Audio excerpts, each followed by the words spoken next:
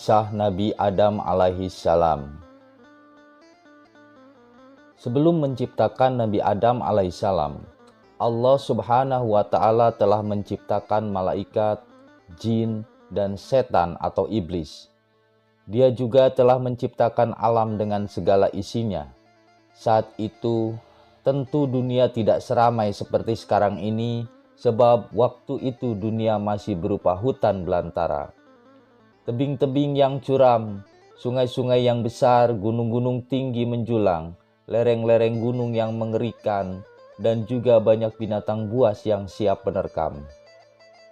Oleh karena itu, penciptaan Adam bertujuan untuk mengelola dan memakmurkan bumi. Allah Subhanahu wa Ta'ala menyampaikan rencana itu kepada para malaikat. Mereka meminta keterangan kepada Allah perihal rencananya itu. Sebab malaikat telah mengetahui ada makhluk Allah sebelum Adam diciptakan yang telah berbuat kerusakan dan pertumpahan darah di bumi. Kemudian Allah memberikan penjelasan kepada para malaikat Allah akan rencananya dan membuktikan di hadapan para malaikat bahwa manusia layak dan mampu mengemban tugas sebagai khalifah di bumi, walaupun sebagian dari manusia ada yang berbuat kerusakan di bumi. Dialog antara Allah dan para malaikat menjelang penciptaan Adam diterangkan di dalam Al-Quran surat Al-Baqarah ayat 30 yang artinya, "Dan ingatlah ketika Tuhanmu berfirman kepada para malaikat, Aku hendak menjadikan khalifah di bumi. Mereka berkata, apakah engkau hendak menjadikan orang yang merusak dan menumpahkan darah di sana? Sedangkan kami bertasbih, memujimu dan menyucikan namamu." Dia berfirman, "Sungguh aku mengetahui apa yang tidak kamu ketahui."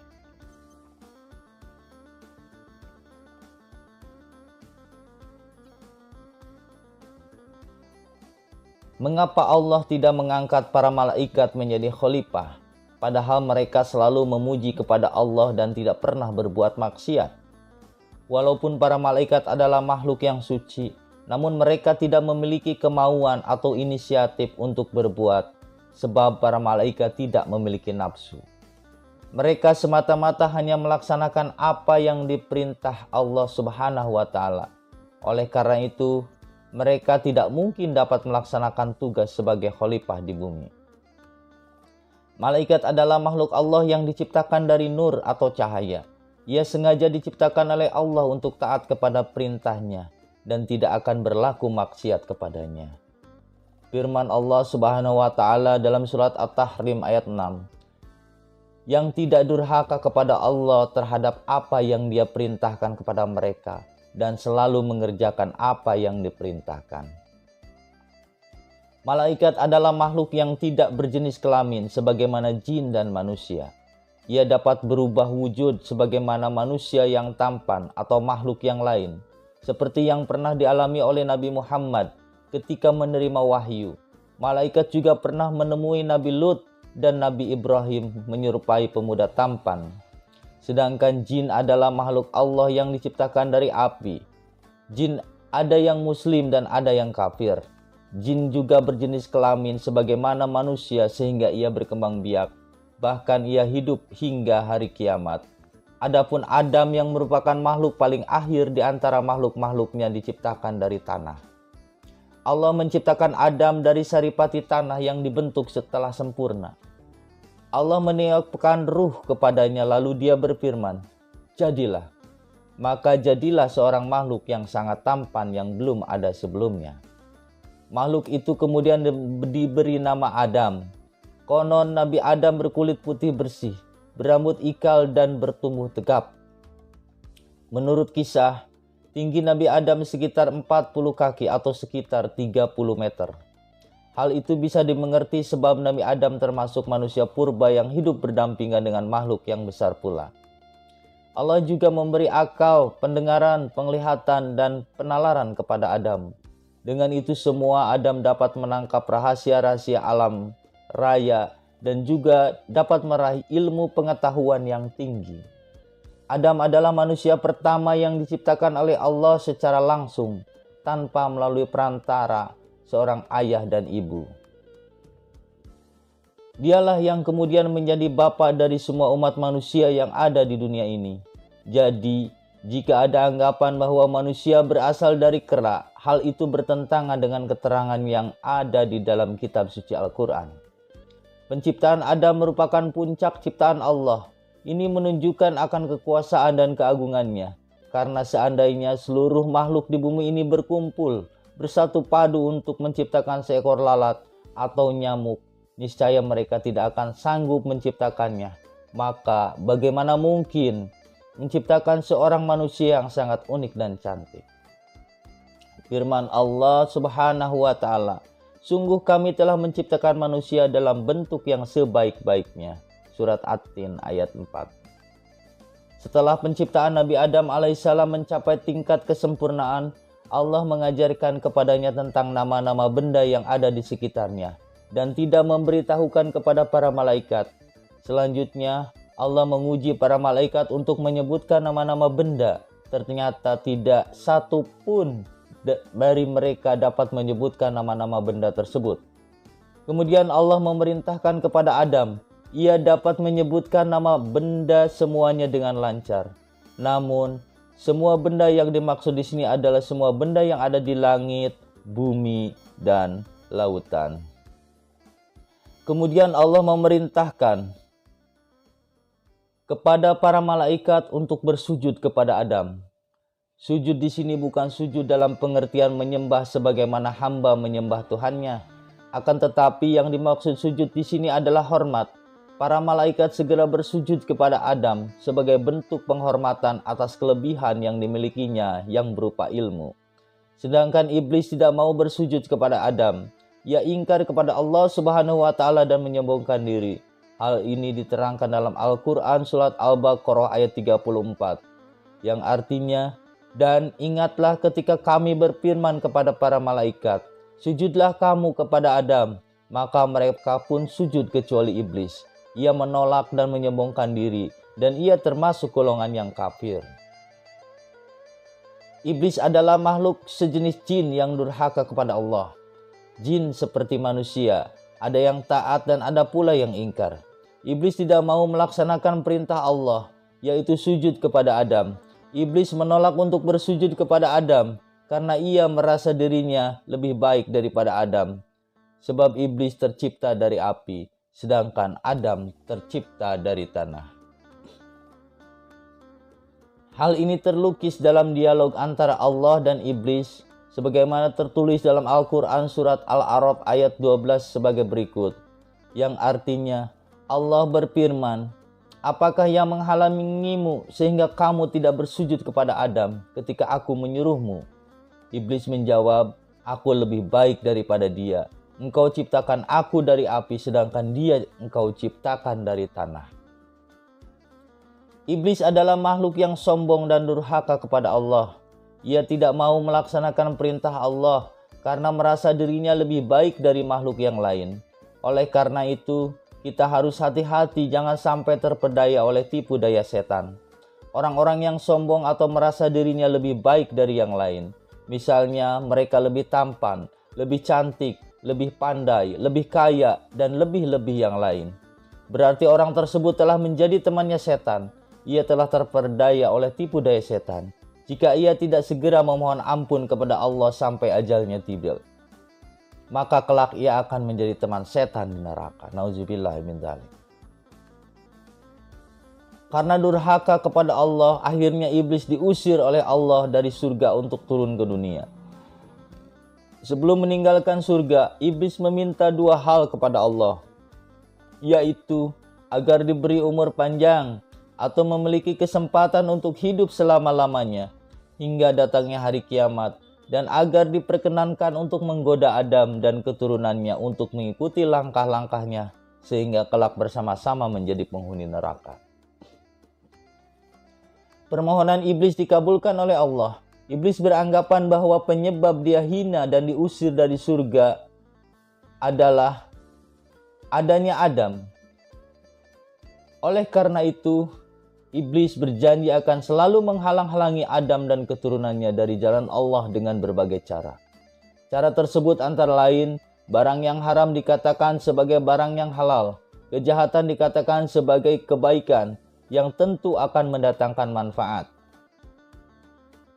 Tuntunan dikatakan sebagai tontonan. Perintah Allah tidak perlu dilakukan karena hanya akan membuat tubuh kecapean.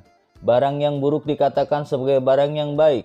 Zakat tidak perlu dilaksanakan karena hanya akan membuat orang miskin malas bekerja. Itulah di antara bentuk rayuan-rayuan yang dilakukan iblis untuk menyesatkan manusia. Sehubungan dengan terusirnya iblis dari surga, permintaannya dan juga janji iblis untuk menggoda Adam dan keturunannya hingga datangnya hari kiamat. Allah menjelaskan hal tersebut dalam Al-Quran surat Al-A'raf ayat 13-17 yang artinya, Allah berfirman, maka turunlah kamu darinya, dari surga, karena kamu tidak sepatutnya menyombongkan diri di dalamnya. Keluarlah, sesungguhnya kamu termasuk makhluk yang hina. Iblis menjawab, berilah aku penangguhan waktu, sampai hari mereka dibangkitkan. Allah berfirman, benar, kamu termasuk yang diberi penangguhan waktu. Iblis menjawab, karena engkau telah menyesatkan aku, pasti aku akan selalu menghalangi mereka dari jalanmu yang lurus. Kemudian pasti aku akan mendatangi mereka dari depan, dari belakang, dari kanan, dan dari kiri mereka. Dan engkau tidak akan mendapat kebanyakan mereka bersyukur. Surat Al-A'raf ayat 13-17. Iblis akan menggoda manusia dengan berbagai cara dan dari 4 penjuru atau arah. Apakah yang dimaksud dengan keempat penjuru atau arah tersebut? Arah depan maksudnya kehidupan di dunia. Iblis menggoda manusia melalui gemerlapan dunia atau mengelabui mereka sehingga manusia mendustakan tanda-tanda kebesaran Allah yang terbentang luas di dunia ini. Arah belakang maksudnya adalah kehidupan akhirat. Iblis menggoda manusia dengan cara melengahkan mereka dari kehidupan akhirat, bahkan mengingkarinya. Adapun yang dimaksud dari arah kanan adalah kebaikan. Kebaikan yang dilakukan manusia dikotori oleh iblis dengan sifat ria. Sifatnya adalah sifat ingin dipuji oleh orang lain atas kebaikan-kebaikan yang dilakukannya. Ketika manusia berbuat kebaikan, beribadah kepada Allah yang dilakukannya, ketika manusia berbuat kebaikan atau beribadah kepada Allah, dengan mudahnya hatinya dihinggapi sifat ria. Ingatlah bahwa ini semua adalah bisikan setan yang ingin menjadikan amal soleh yang kita lakukan sia-sia atau tidak diterima oleh Allah Subhanahu wa Ta'ala. Sedangkan yang dimaksud dengan arah kiri adalah keburukan.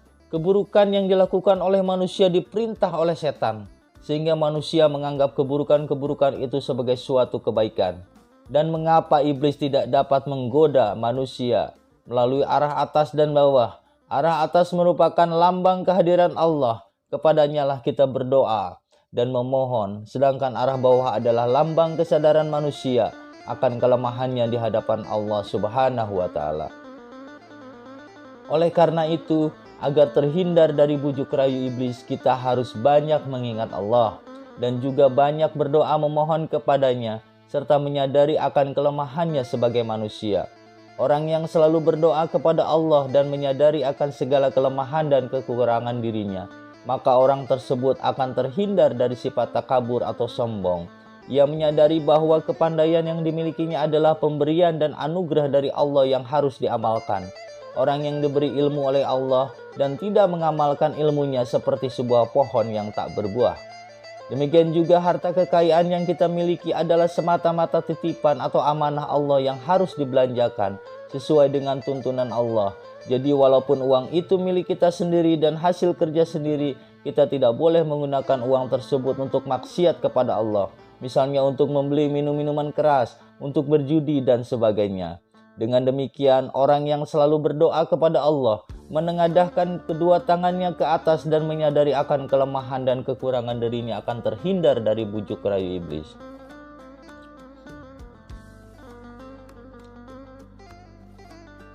Adam tinggal di surga.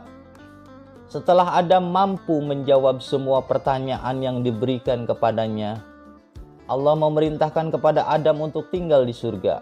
Surga dalam bahasa Arab disebut jannah yang berarti taman. Sebagaimana taman, surga adalah tempat yang sangat indah dan nyaman. Di dalam surga terdapat banyak tanaman yang beraneka ragam dan juga mata air yang airnya tidak pernah habis. Kenikmatan surga tidak ada bandingannya dengan segala kenikmatan yang ada di dunia.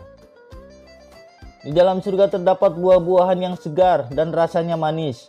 Buah-buahan di surga tidak mengenal musim dan juga tidak pernah berhenti berbuah. Begitu dipetik, seketika buah itu muncul lagi.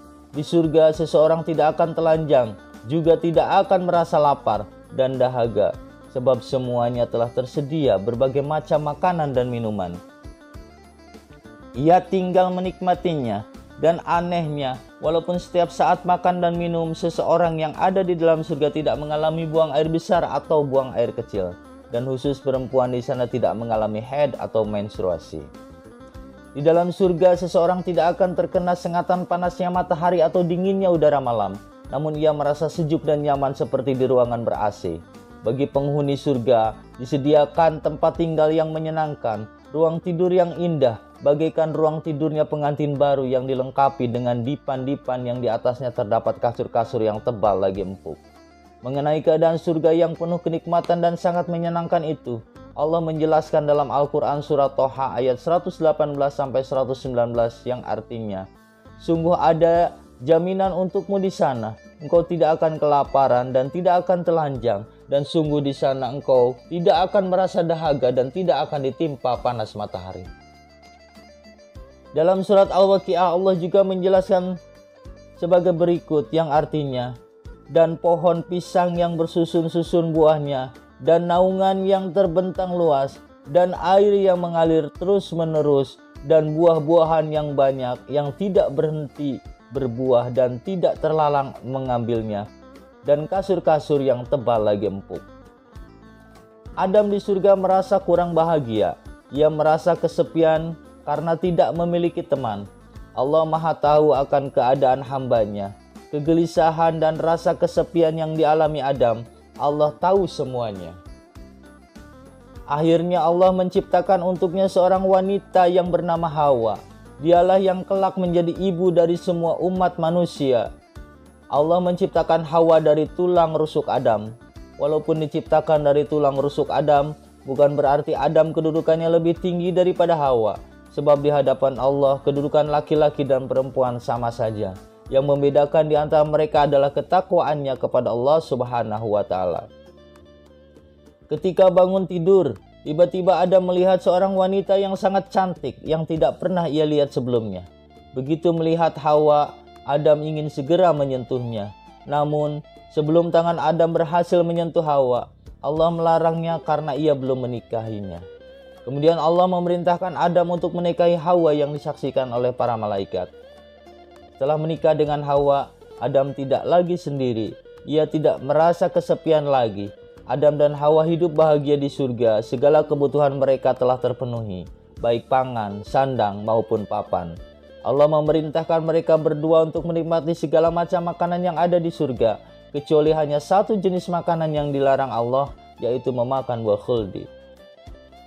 Hal ini sebagaimana Allah jelaskan dalam Al-Quran surat Al-Baqarah ayat 35 sebagai berikut yang artinya, dan kami berfirman, wahai Adam, tinggallah engkau dan istrimu di dalam surga, dan makanlah dengan nikmat berbagai makanan yang ada di sana sesukamu. Tetapi janganlah kamu dekati pohon ini, nanti kamu termasuk orang-orang yang zalim.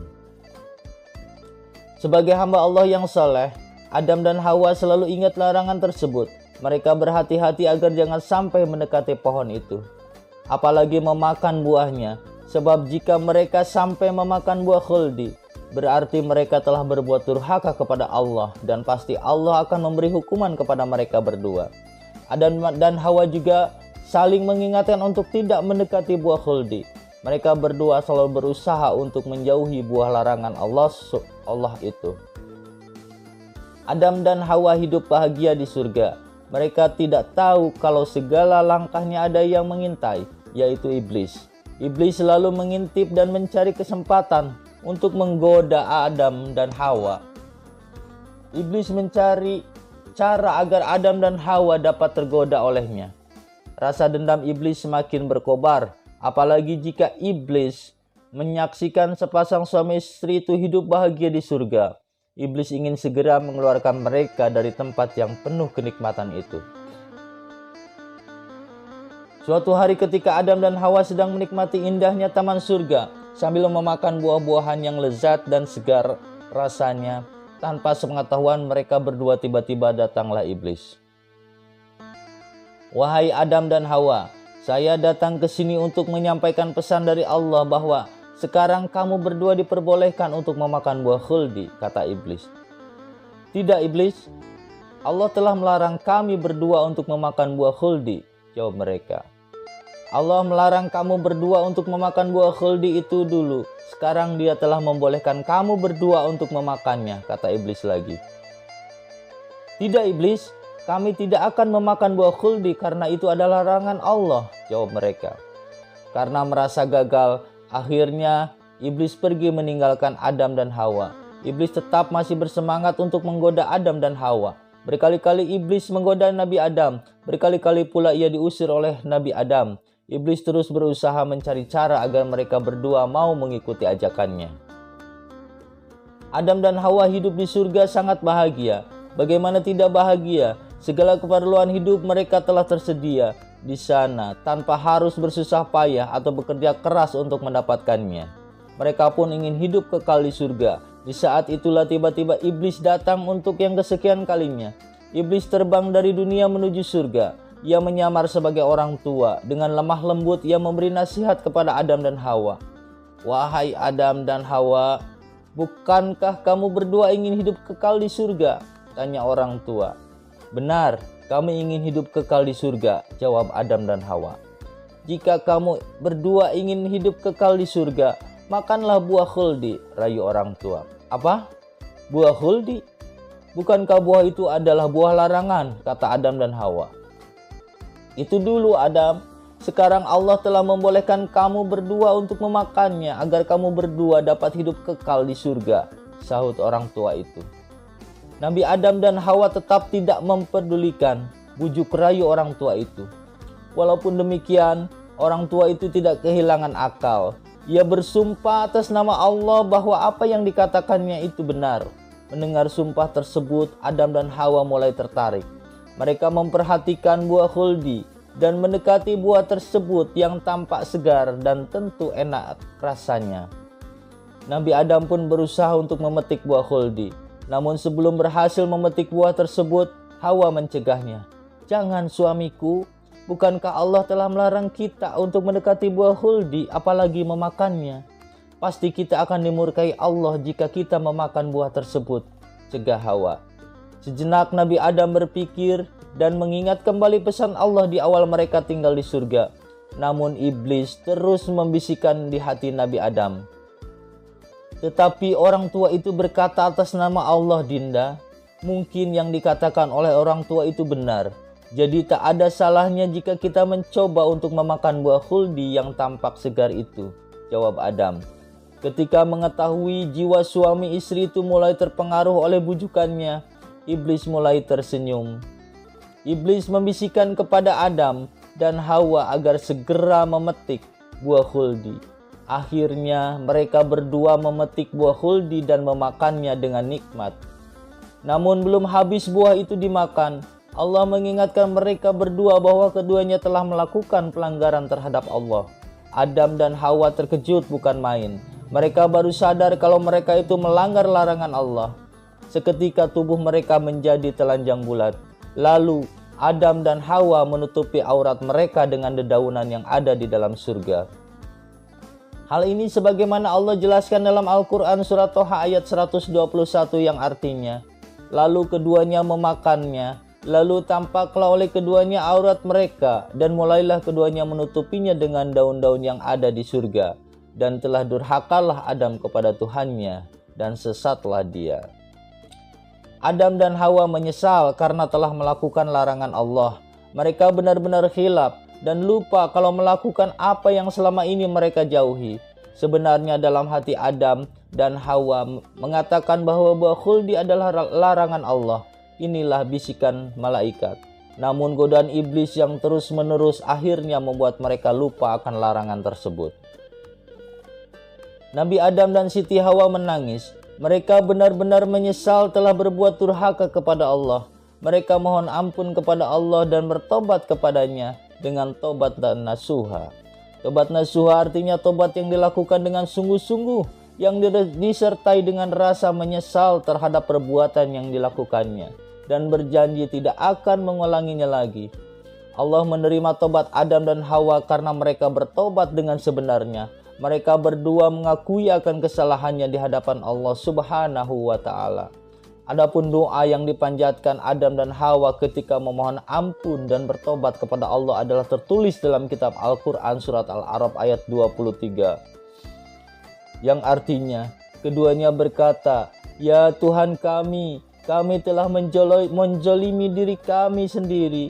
Jika Engkau tidak mengampuni kami dan memberi rahmat kepada kami, niscaya kami termasuk orang-orang yang rugi." Hal ini dijelaskan dalam Al-Quran surat Toha ayat 20 ayat 122, yang artinya, kemudian Tuhannya memilih dia, maka dia menerima tobatnya dan memberinya petunjuk. Allah sangat menyayangi Adam dan Hawa karena mereka termasuk hambanya yang soleh. Allah menerima tobat mereka berdua dan memilih mereka untuk menjadi orang yang dekat dengannya. Doa Nabi Adam dan Hawa dikabulkan oleh Allah Subhanahu wa Ta'ala. Adam diturunkan ke bumi. Allah menciptakan segala sesuatu pasti memiliki tujuan. Demikian juga dengan penciptaan Adam. Allah menciptakan Adam untuk dijadikan sebagai khalifah atau pemimpin di bumi. Sebagai khalifah atau wakil Allah di bumi, Adam bertugas untuk mengelola atau memakmurkan bumi. Bumi yang saat itu masih sepi agar menjadi ramai. Oleh karena itu, walaupun tobat Adam dan Hawa diterima oleh Allah Subhanahu wa Ta'ala, mereka berdua tetap diturunkan oleh Allah ke dunia. Allah menurunkan Adam dan Hawa dimaksudkan agar dijadikan sebagai pengalaman atau bekal untuk menjalani kehidupan di dunia, yaitu untuk menciptakan bayang-bayang surga di dunia. Demikian juga dengan permusuhannya dengan iblis agar dijadikan pelajaran yang sangat berarti untuk selalu berhati-hati agar tidak terkena bujuk rayu iblis yang kedua kalinya. Sebab iblis akan menghalang-halangi manusia dari jalan menuju Allah. Bahkan iblis akan selalu mendampingi manusia agar jadi setan pula, yaitu menjadikannya tidak hanya sekedar durhaka kepada Allah, tetapi juga mengajak manusia lain untuk durhaka kepada Allah. Allah menciptakan bumi dan isinya jauh sebelum menciptakan Adam. Dengan demikian, penciptaan Adam dimaksudkan untuk menjadi penghuni bumi. Adam dan Hawa diturunkan di tempat yang berbeda dan berjauhan. Adam diturunkan oleh Allah di tanah Hindustan, India, sedangkan Hawa diturunkan di Jeddah.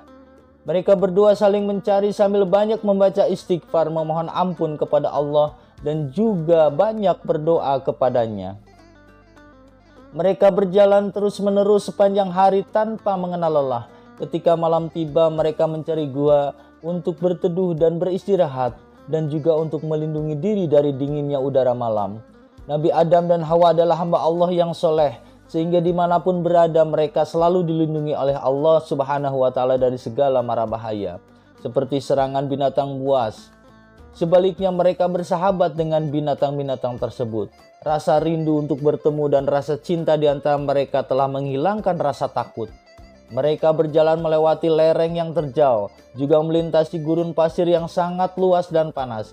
Sambil memohon ampun kepada Allah, mereka berjalan terus-menerus untuk mencari satu sama lain. Setelah berjalan selama 40 tahun, akhirnya mereka dipertemukan oleh Allah di Padang Arafah untuk mengenang atau mengabadikan pertemuan antara Nabi Adam dan Hawa sejak diturunkannya dari surga. Maka umat Islam yang sedang melaksanakan haji wajib melakukan wukuf. Ketika pertama bertemu, Adam lupa dengan wajah istrinya. Demikian juga dengan Hawa, ia telah lupa dengan wajah Nabi Adam. "Apakah kamu istriku, Siti Hawa?" tanya Nabi Adam penuh ragu. "Ya, saya Siti Hawa." Wanita asing yang tidak lain adalah Siti Hawa itu menjawab. Kemudian Nabi Adam mendekati Siti Hawa. "Aku Adam suamimu," kata Nabi Adam. Keduanya pun saling melepas rindu, dan setelah dirasa cukup mereka melakukan sujud syukur.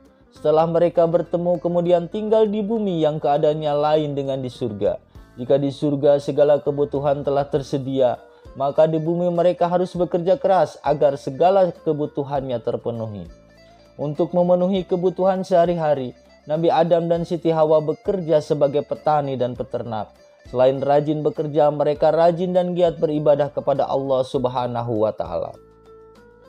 Nabi Adam dan Siti Hawa selalu ingat akan kesalahan yang dilakukannya di surga, sehingga ia selalu mendekatkan diri dengan banyak beribadah dan berdoa kepada Allah Subhanahu wa Ta'ala.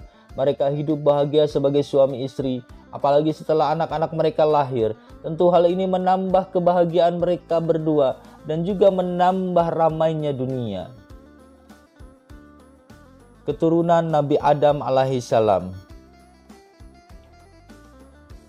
Sungguh maha bijaksana Allah, di saat dunia masih sepi hanya sepasang suami istri yang menjadi penghuninya, yaitu Adam dan Siti Hawa. Maka setiap kali Siti Hawa melahirkan anaknya pasti lahir dalam keadaan kembar, dampit hingga kelahiran anak yang ke-20. Anak yang ke-21 tidak kembar, yaitu Syed. Dia satu-satunya anak yang menjadi Nabi Allah melanjutkan perjuangan Nabi Adam alaihissalam.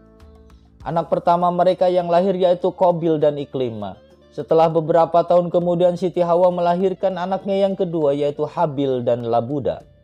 Nabi Adam dan Siti Hawa memelihara anak-anak mereka dengan penuh kasih sayang. Bagi mereka anak adalah amanat yang diberikan oleh Allah yang harus dijaga dan dipelihara dengan sebaik-baiknya.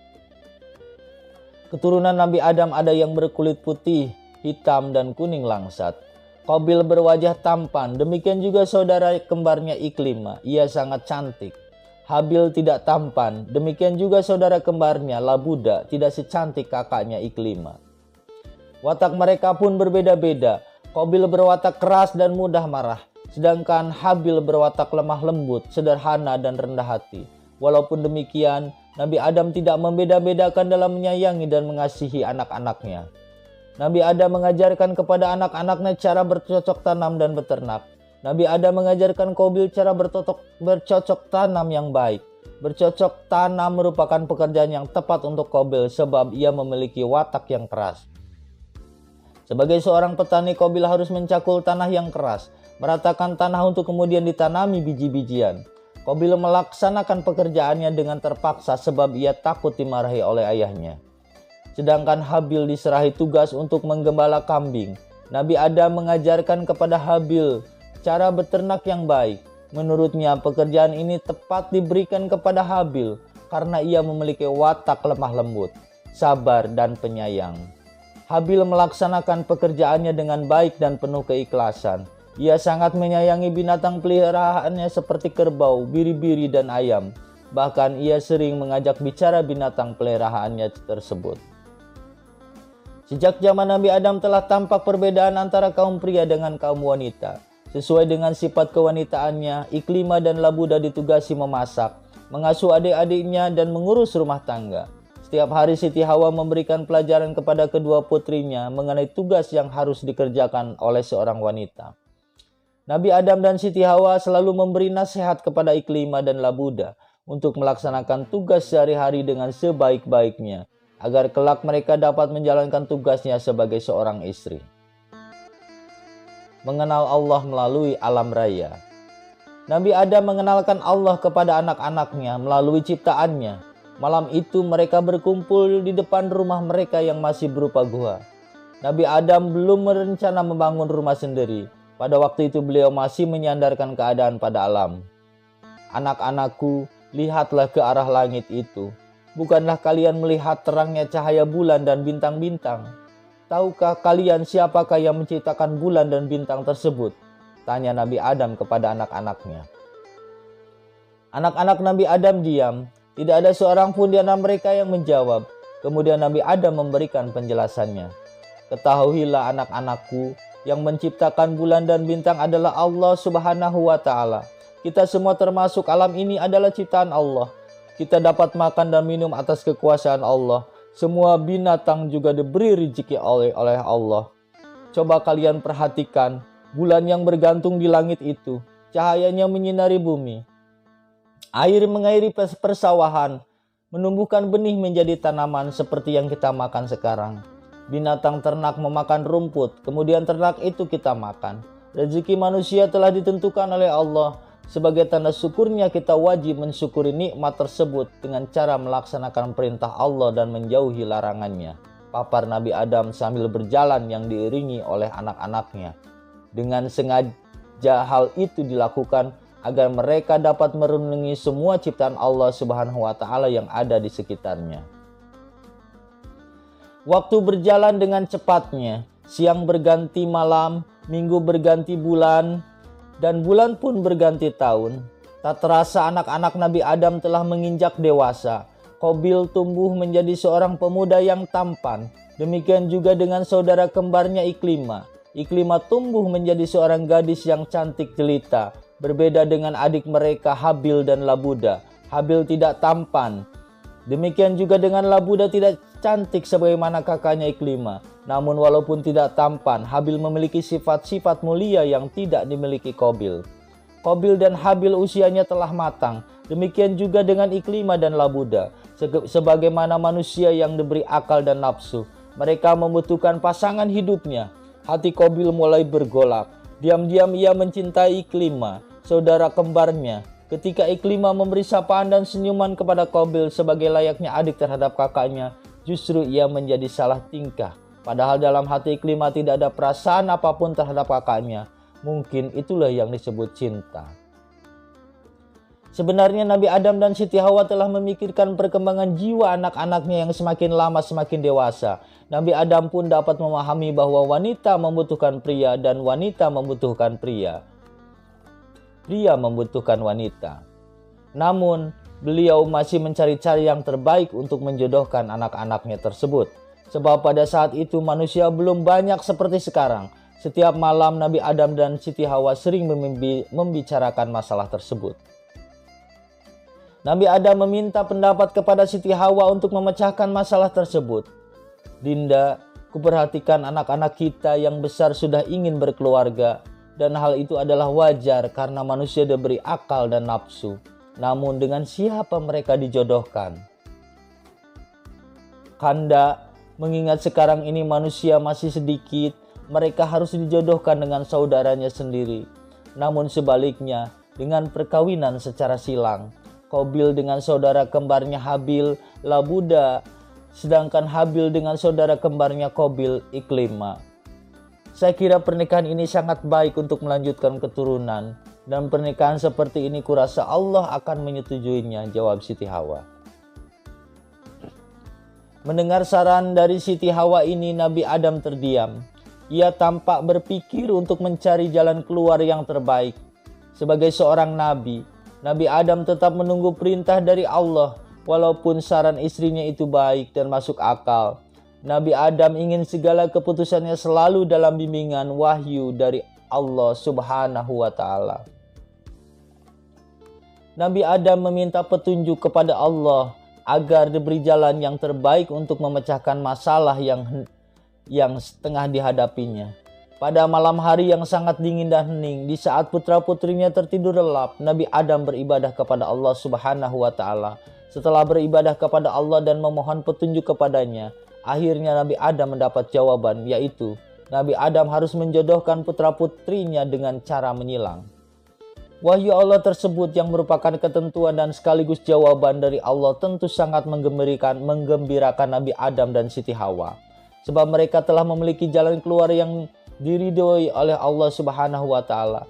Nabi Adam pun berjanji akan segera melaksanakan tugas suci ini dan tidak menunda-nundanya lagi sehingga anak-anak akan bertambah gairah dalam menempuh kehidupan di bumi ini.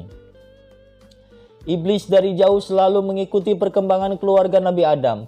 Ia berusaha mencari jalan untuk menjerumuskan anak-anak Nabi Adam agar terjerumus ke jalan yang sesat dan tidak diridhoi oleh Allah Subhanahu wa taala. Seketika itu, iblis mendatangi Nabi Adam dengan menyerupai manusia biasa. Iblis datang untuk membujuk Nabi Adam agar rencana menikahkan anak-anaknya secara silang dibatalkan. Menurut iblis, pernikahan cara itu akan menimbulkan masalah baru. Iblis mengusulkan agar Nabi Adam menikahkan putra-putrinya dengan saudara kembarnya. Nabi Adam tetap teguh dengan pendiriannya. Ia tetap akan menikahkan putra-putrinya secara silang, sebab pernikahan ini telah mendapat ridho dan sesuai dengan aturan Allah. Tidak mungkin Allah salah dalam menentukan hukum bagi hamba-hambanya. Kemudian Nabi Adam mengusir iblis sambil mengutuknya.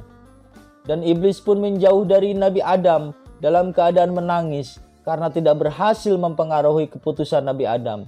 Demikianlah sumpah iblis kepada Allah yang akan selalu menghalangi manusia yang hendak melaksanakan perintah Allah.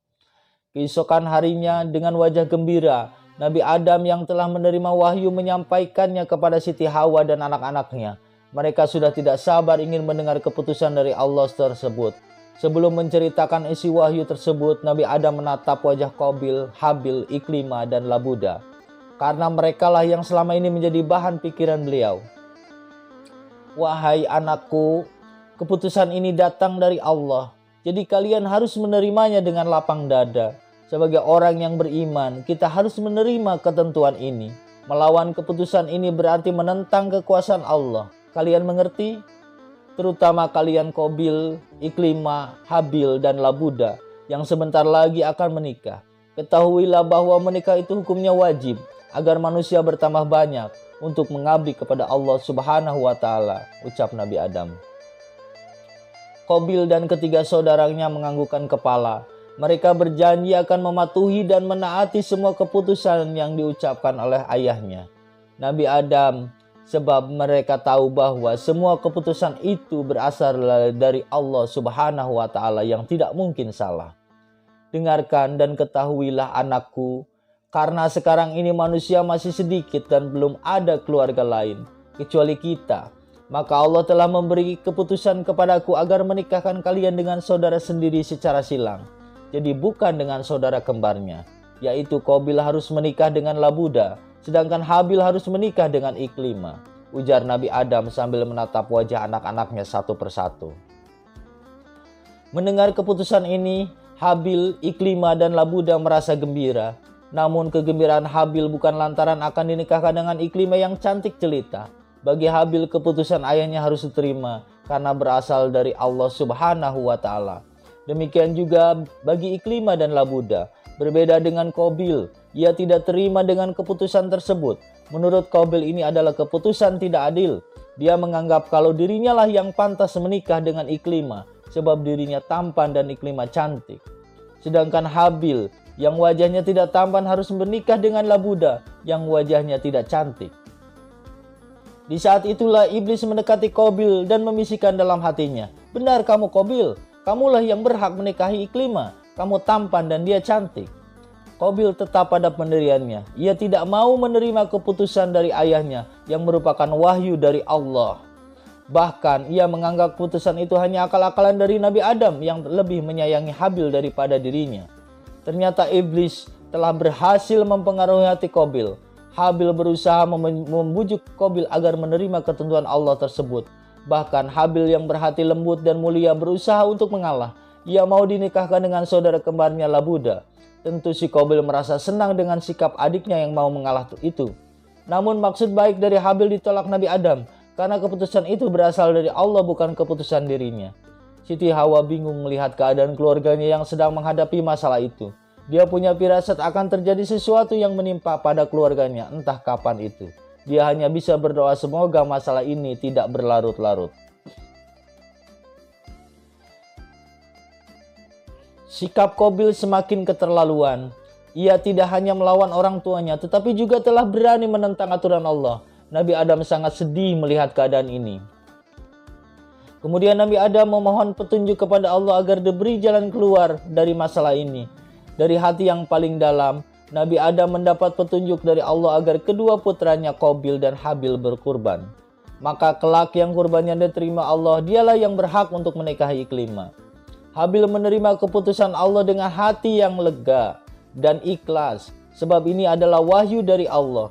Ia berharap dari keputusan ini, masalah yang menimpa keluarganya dapat segera terselesaikan. Sebagai seorang peternak, Habil berkurban dari hasil beternaknya. Ia memilih sendiri kambing yang akan dikurbankan. Ia memilih kambing yang paling baik, gemuk dan sehat. Habil melakukan ini semua bukan lantaran agar dapat menikah dengan Iklimah, akan tetapi kurbannya semata-mata karena mengharap keridhaan dari Allah. Ia akan menerima keputusan apapun selama itu datang dari Allah Subhanahu wa Ta'ala. Sedangkan Qabil berkurban dengan hati yang terpaksa. Ia menganggap keputusan ini hanya akal-akalan ayahnya saja. Ia yakin kurbannya tidak akan diterima. Sedangkan kurban Habil yang diterima sebab ia anak kesayangan. Habil yang mendengar ucapan kakaknya itu terus mengingatkan kakaknya agar tidak berburuk sangka kepada ayahnya. Kak, ayah kita itu seorang nabi Allah. Tidak mungkin dia memutuskan sesuatu tanpa bimbingan wahyu dari Allah. Kita harus yakin bahwa perintah kurban ini berasal dari Allah, kata Habil. Mendengar nasihat adiknya, Qabil tidak menjawab. Nasihat adiknya ternyata tidak mempan juga. Hati Qabil sudah dimasuki setan sehingga nasihat tidak dapat mengubah pendiriannya. Hati Qabil telah tertutup sehingga tidak dapat menerima kebenaran. Karena keputusan ini dianggap akal-akalan ayahnya, Qabil berkurban dengan memilih buah-buahan yang sudah busuk. Untuk apa berkurban dengan memilih buah-buahan yang baik? Pada akhirnya kurban Habil yang diterima, kata Qabil dalam hati. Kemudian kedua putra Nabi Adam mendaki menuju puncak bukit sebagaimana yang telah ditentukan oleh Nabi Adam. Setelah berjalan cukup lama, akhirnya sampailah kakak beradik itu di puncak bukit. Selanjutnya Habil berpisah dengan Qabil untuk melaksanakan kurbannya masing-masing.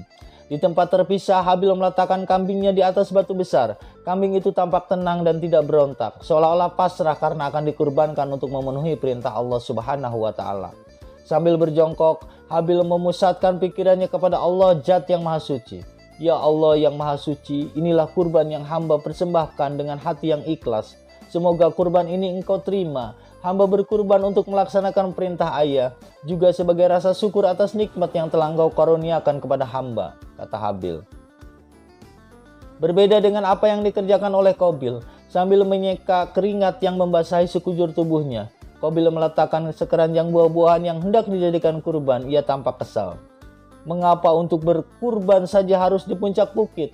Jika kurban ini dilakukan di rumah tentu tidak akan capek seperti ini, gerutu Qabil. Ketika meletakkan kurbannya, Qabil tidak berkata apapun. Dalam hatinya hanya marah dan marah. Setelah istirahat sejenak, Qabil menuruni bukit hendak pulang ke rumah yang diikuti oleh adiknya dari belakang. Sepanjang perjalanan pulang, Habil berusaha untuk mendekati dan mengajak bicara dengan kakaknya. Ketika Habil menyapa Qabil, kakaknya hanya menoleh sambil memalingkan mukanya ke arah lain. Namun Habil dengan sabar tetap menyapa kakaknya sebagai rasa hormat seorang adik kepada kakaknya. Setelah keduanya sampai di depan pintu rumah, tampak Nabi Adam dan Siti Hawa serta anak-anaknya yang lain memandang Qabil dan Habil tanpa mengeluarkan sepatah kata pun. Keesokan harinya Qabil dan Habil dengan diiringi oleh ayahnya kembali mendaki puncak bukit untuk mengetahui kurban siapa yang diterima oleh Allah Subhanahu wa Ta'ala. Sebenarnya Nabi Adam telah mengetahui kurban siapa yang diterima oleh Allah Subhanahu wa Ta'ala. Dia tersenyum tapi juga bingung, karena Nabi Adam telah dapat menduga yang akan terjadi. Setelah kedua anaknya mengetahui kurban yang diterima oleh Allah Subhanahu wa Ta'ala, hati Qabil dan Habil berdebar-debar. Mereka ingin segera mengetahui kurban siapa yang diterima Allah. Setelah sampai di puncak bukit, kedua putra Nabi Adam memeriksa kurbannya masing-masing. Habil tidak menemukan kurbannya. Kurban Habil yang berupa kambing telah lenyap diterjang awan, dan ini tandanya kurban Habil diterima oleh Allah. Sedangkan kurban Qabil yang berupa buah-buahan busuk tidak disentuh sedikit pun oleh awan, dan ini tandanya kurban Qabil tidak diterima oleh Allah. Dengan demikian yang berhak menikahi Iklimah adalah Habil. Setelah mengetahui kurbannya tidak diterima, seketika wajah Qabil menjadi merah padam. Ia tidak dapat membendung amarahnya. Qabil tampak seperti kesetanan sambil menjauh dari tempat Habil. Ia memekik sekeras-kerasnya sehingga membuat binatang yang ada di sekitarnya berlari. Binatang-binatang itu tampak ketakutan mendengar suara Qabil yang demikian kerasnya. Dengan hati-hati Nabi Adam mendekati Qabil. Beliau berusaha untuk menyadarkan anak sulungnya. Anakku, Qabil, apa yang telah terjadi pada dirimu nak? Apakah karena kurbanmu tidak diterima oleh Allah? Bersabarlah anakku, ini semua sudah digariskan oleh Allah Subhanahu wa Ta'ala. Kita harus menerima ketentuan Allah ini penuh keikhlasan. Kita harus yakin bahwa ketentuan Allah adalah jalan yang terbaik bagi kita, kata Nabi Adam. Mendengar nasihat ayahnya, kemarahannya tidak mereda. Namun sebaliknya ia segera berbalik dan memandang tajam ayahnya. Betul, kurban saya tidak diterima oleh Allah. Karena selama ini ayah tidak pernah mendoakan saya. Selama ini ayah selalu membela Habil agar ia dapat menikah dengan Iklimah. Ketahuilah ayah, Habil itu wajahnya buruk, maka ia pantas menikahi dengan Labuda yang berwajah buruk. Sedangkan saya yang berwajah tampan pantas menjadi suami Iklimah yang berwajah cantik," seru Qabil. Bahkan Qabil mengatakan akan membuat perhitungan dengan Habil untuk memecahkan masalah tersebut. Tampaknya hati Qabil telah dirasuki oleh setan. Ia tidak memiliki rasa hormat sedikit pun terhadap ayahnya. Melihat sikap Qabil yang keterlaluan ini, Nabi Adam tidak dapat menyembunyikan kemarahannya. Beliau seketika itu menghentakkan tongkatnya. "Qabil, sungguh keterlaluan kamu. Sedikit pun kamu tidak memiliki rasa hormat kepada orang tua. Ketahuilah bahwa kurban Habil diterima karena kambing yang dijadikan kurban adalah kambing yang gemuk dan sehat. Sedangkan buah-buahan yang kamu kurbankan adalah yang sudah busuk. Habil mengeluarkan kurbannya dengan hati yang ikhlas. Sedangkan kamu karena terpaksa. Ini merupakan peringatan bagi orang-orang yang durhaka kepada Allah sepertimu. Sekali-kali jangan menyalahkan ayah, tetapi salahkan pada dirimu sendiri. Namun ayah akan tetap menasihatimu dan juga mendoakan kamu agar Allah mengampuni dosa dan kesalahanmu. Jadi sekarang kamu harus pasrah dan sabar menerima segala apa yang telah digariskan oleh Allah Subhanahu wa taala," kata Nabi Adam alaihissalam. Qabil tahu kalau ayahnya benar-benar marah. Namun karena hatinya telah terbujuk oleh setan, Qabil tetap pada pendiriannya untuk tetap menikah dengan Iklimah. Qabil tetap mempertahankan keyakinannya yang salah itu dengan wajah yang merah membara. Qabil pergi menuruni bukit meninggalkan ayah dan adiknya. Melihat hal ini Nabi Adam hanya bisa pasrah kepada Allah Subhanahu wa taala. "Masya Allah Qabil, kamu benar-benar keras kepala. Aku yakin kamu telah terpedaya oleh tipu daya setan. Kalau kamu tetap seperti ini, pasti kamu akan semakin jauh dari keridhaan Allah. Ya Allah, ampunilah dosa dan kesalahan anakku ini," kata Nabi Adam dalam hati. Nabi Adam adalah sosok orang tua yang patut diteladani. Walaupun keputusan ditentang oleh anaknya bahkan disalahkan, beliau tetap mau mendoakan agar anaknya kembali ke jalan yang benar. Kemudian dengan diikuti oleh Habil dari belakangnya, Nabi Adam menuruni bukit untuk kembali ke kediamannya. Nabi Adam segera melaksanakan perintah Allah, yaitu menikahkan Habil dengan Iklimah. Sedangkan Qabil yang menolak dinikahkan dengan Labuda enggan pulang ke rumah. Berkumpul dengan keluarga. Qabil sekarang tinggal sendiri di sebuah gua dekat dengan ladang dia bekerja. Pernikahan antara Habil dan Iklimah dilangsungkan dengan sangat sederhana. Walaupun demikian mereka tampak bahagia. Nabi Adam dan Siti Hawa tampak juga bahagia. Demikian juga dengan anak-anaknya yang lain. Mereka bernyanyi melakukan puji-pujian kepada Allah Subhanahu wa taala. Namun di balik kebahagiaan kedua mempelai yang diridhai Allah itu, jauh di atas bukit terlihat seorang pemuda yang sedang duduk termenung, membayangkan wajah cantik Iklimah. Ia adalah Qabil. Memang sejak kurbannya ditolak, ia menaruh rasa iri dan dendam kepada Habil, adiknya. Dari situlah timbul niat jahat Qabil untuk membunuh Habil. Niat jahat itu benar-benar dilaksanakan Qabil. Dia mencari kesempatan yang tepat untuk menghabisi nyawa adiknya itu. Ketika Habil sedang asik dengan pekerjaannya, menggembala kambing, tiba-tiba dari belakang ada seorang yang membenturkan batu kepada kepalanya. Seketika tubuh Habil terjatuh dengan bersimbah darah di kepalanya. Pembunuhan Qabil terhadap Habil itulah yang kemudian menjadi kejahatan pertama dalam sejarah umat manusia. Setelah membunuh adiknya, Qabil tampak sedih. Ia menyesal dan merasa telah berdosa karena telah berbuat jahat. Namun di balik kesedihan dan penyesalan Qabil, iblis tertawa terbahak-bahak karena telah berhasil menjerumuskan Qabil ke lembah dosa. Qabil bingung harus berbuat apa dengan mayat adiknya. Ia tidak tahu bagaimana cara menguburkan orang yang sudah mati itu. Kemudian Allah memberi ilham kepada Qabil bagaimana cara menguburkan mayat, yaitu dengan menurunkan 2 ekor burung gagak, di mana kedua burung itu berkelahi dan yang satu mati. Kemudian burung yang menang menggali lubangnya yang cukup dalam. Burung gagak yang sudah menjadi bangkai itu ditarik ke dekat lubang, lalu dimasukkan ke dalam lubang. Setelah dimasukkan, lubang itu ditimbun lagi dengan tanah hingga rata. Setelah dirasa cukup, burung gagak itu kembali terbang. Qabil merasa sangat terkesan dengan sikap dan perbuatan seekor burung gagak tersebut. Kemudian Qabil pun menguburkan jenazah adiknya sebagaimana burung gagak menguburkan temannya. Peristiwa ini diabadikan dalam Al-Quran surat Al-Ma'idah ayat 27 yang artinya, "Dan ceritakanlah Muhammad yang sebenarnya kepada mereka tentang kisah kedua putra Adam. Ketika keduanya mempersembahkan kurban, maka kurban salah seorang dari mereka berdua, Habil, diterima, dan dari yang lain Qabil tidak diterima. Dia, Qabil, berkata, 'Sungguh aku pasti membunuhmu.' Dia, Habil, berkata, 'Sesungguhnya Allah hanya menerima amal dari orang-orang yang bertakwa.' Sudah beberapa hari Habil tidak pulang. Keadaan ini tentu membuat bingung keluarga Nabi Adam, terutama Iklimah sebagai istri Habil. Nabi Adam berpikir mencari tahu di mana keberadaan Habil. Tiba-tiba pikiran Nabi Adam tertuju kepada Qabil, putra sulungnya. Beliau ingat betul apa yang dikatakan Qabil ketika kurbannya dulu tidak diterima oleh Allah, yaitu Qabil akan membunuh Habil agar Iklimah jatuh ke pangkuannya. Kemudian Nabi Adam bergegas mencari Qabil dan Habil. Di sepanjang jalan, Nabi Adam terus memanggil nama kedua putranya sekeras-kerasnya, namun tidak ada jawaban sama sekali. Setelah berhari-hari Nabi Adam bersusah payah mencari kedua putranya, bertepatan dengan hari Jumat, beliau menemukan Qabil yang saat itu sedang duduk melepaskan lelah sambil memandang kuburan Habil.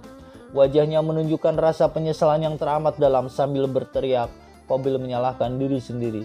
"Aku anak durhaka, aku anak durhaka, aku anak durhaka." Bersamaan dengan teriakan Qabil, Nabi Adam datang dari arah samping dengan wajah geram. Sambil menunjuk ke arah Qabil, Nabi Adam memekik sekeras-kerasnya. "Apa yang telah kamu lakukan terhadap Habil? Kamu telah membunuhnya, bukan? Dasar anak durhaka, kamu telah kufur kepada Allah yang Maha Mulia," kata Nabi Adam. Qabil tidak menjawab. Ia sangat ketakutan melihat ayahnya marah sambil meminta ampun. Qabil berlari sekencang-kencangnya melintasi lereng yang terjal dan lembah yang dalam. Konon Qabil terus berlari dari satu tempat ke tempat yang lain di muka bumi yang luas ini, membawa penyesalan yang teramat dalam. Nabi Adam dan keluarga termasuk Iklimah hanya pasrah dan tawakal kepada Allah Subhanahu wa Ta'ala. Nabi Adam menasihati Iklimah agar sabar menerima cobaan dengan meninggalnya suami tercinta. Kemudian Nabi Adam mengajak keluarganya untuk mendoakan Habil agar mendapat ampunan dari Allah Subhanahu wa Ta'ala. Setelah peristiwa terbunuhnya Habil akibat dibunuh oleh kakaknya sendiri, Nabi Adam dan Siti Hawa semakin memperbanyak ibadah kepada Allah Subhanahu wa Ta'ala. Apalagi usia mereka berdua semakin tua. Anak dan cucu Nabi Adam juga bertambah banyak. Di antara anak beliau bernama Syed. Dialah yang kelak diangkat oleh Allah menjadi seorang nabi menggantikan posisi ayahnya. Syed menerima lembaran-lembaran yang disebut suhuf. Itulah wahyu dari Allah yang membuktikan dirinya sebagai Nabi Allah. Nabi Adam dan juga Siti Hawa menyesalkan terjadinya malapetaka yang menimpa keluarganya. Mereka ingin kejadian itu tidak terulang lagi menimpa anak-anak dan keturunannya. Oleh karena itu Nabi Adam dan Siti Hawa selalu memberi nasihat kepada anak-anak dan cucu-cucunya agar selalu beribadah kepada Allah dan selalu ingat kepadanya dimanapun berada, serta berhati-hati agar jangan sampai terkena bujuk rayu iblis yang ingin menjadikan manusia kufur terhadap Allah Subhanahu wa Ta'ala. Mereka juga mengingatkan kepada anak-anak dan cucu-cucunya bahwa orang-orang yang mengikuti bujukan iblis akan menyesal selama-lamanya. Kelak mereka akan dimasukkan ke dalam neraka jahanam selama-lamanya. Sebaliknya orang-orang yang beriman dan mematuhi aturan Allah kelak akan masuk surga, yaitu suatu tempat yang penuh kenikmatan hidup. Adam dan Siti Hawa juga sering menceritakan kisah pengalaman mereka ketika di surga, permusuhannya dengan iblis, dan juga diturunkannya ke dunia ini agar dapat dijadikan pelajaran bagi anak-anak dan keturunannya. Mereka pun senang mendengarkan cerita dari kakek dan neneknya. Bagi anak-anak dan cucu Nabi Adam, cerita itu sungguh sangat bermanfaat karena berkaitan erat dengan keimanan dan ketakwaan mereka. Demikian juga menjadi bahan pelajaran dan renungan bagi mereka dalam rangka untuk menempuh kehidupan di dunia yang sementara ini. Setelah menjalankan tugasnya sebagai khalifah dan juga sebagai Nabi Allah di muka bumi ini, Nabi Adam wafat pada hari Jumat di Hindustan, tempat di mana beliau diturunkan. Beliau wafat dalam usia 1000 tahun dan jenazahnya dimakamkan di Hindustan pula. Setahun setelah Nabi Adam wafat, Siti Hawa pun wafat menyusul suami tercinta. Jenazah Siti Hawa konon dimakamkan di Jeddah, yaitu tempat di mana beliau diturunkan di muka bumi untuk yang pertama kali. Inilah kisah Nabi Adam alaihissalam yang merupakan manusia pertama dan sekaligus diangkat oleh Allah menjadi nabinya. Demikian kisah Nabi Adam alaihissalam. Assalamualaikum warahmatullahi wabarakatuh.